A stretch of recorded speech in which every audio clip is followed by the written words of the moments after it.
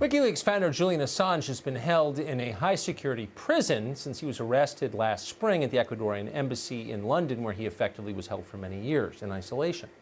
His extradition hearing is now finally underway. Assange's lawyer estimates he could face 175 years in prison if he's extradited to the United States. He faces espionage charges here. WikiLeaks exposed all kinds of things, some of which it was good to know, including corruption by the Democratic National Committee in 2016.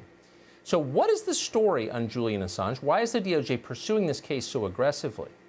Glenn Greenwald has followed this from the very beginning. He's, of course, a journalist, founder of The Intercept, and we're happy to have him tonight. So, Glenn, thanks for coming on. I think a lot of people have heard for years that Julian Assange is a bad guy who hurt the United States. Now the United States is going to bring justice in this case. What's your view of this? Tell us what we should know in 3 minutes about Julian Assange.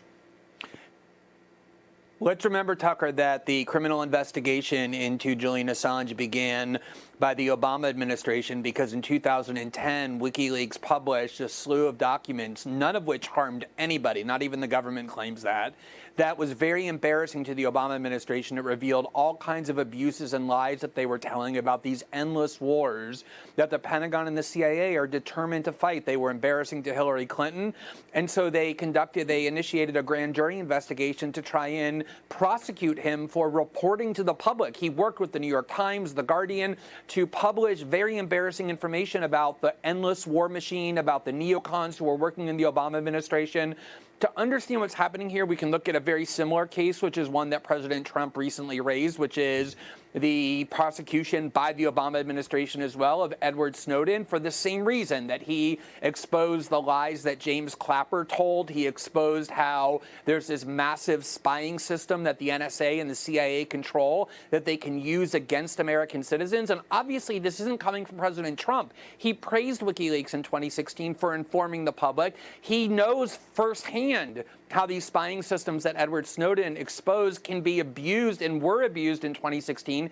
This is coming from people who work in the CIA, who work in the Pentagon, who insist on endless war, and who believe that they're a government unto themselves, more powerful than the president. I posted this weekend a speech from Dwight Eisenhower warning that this military-industrial complex, what we now call the deep state, is becoming more powerful than the president. Chuck Schumer warned right before President Trump took office that President Trump challenging the CIA was foolish because they have many ways to get back at anybody who impedes them. That's what these cases are about, Tucker. They're punishing Julian Assange and trying to punish Edward Snowden for informing the public about things they have the right to know about the Obama administration. And they're basically saying to President Trump, you don't run the country even though you were elected. We do. And they're daring him to use his pardon power to put an end to these very abusive prosecutions, one which resulted in 8 years of punishment for Julian Assange for telling the truth, the other one which resulted in 7 years of exile for Edward Snowden of being in Russia simply for informing the public and embarrassing political officials who are very powerful. So in 30 seconds, the president could pardon Julian Assange right now and end this. Is that correct? He could pardon him and Edward Snowden, and there's widespread support across the political spectrum on both the right and the left for doing both. It would be politically advantageous for the president. The only people who would be angry would be Susan Rice, John Brennan, Jim Comey, and James Clapper, because they're the ones who both of them exposed.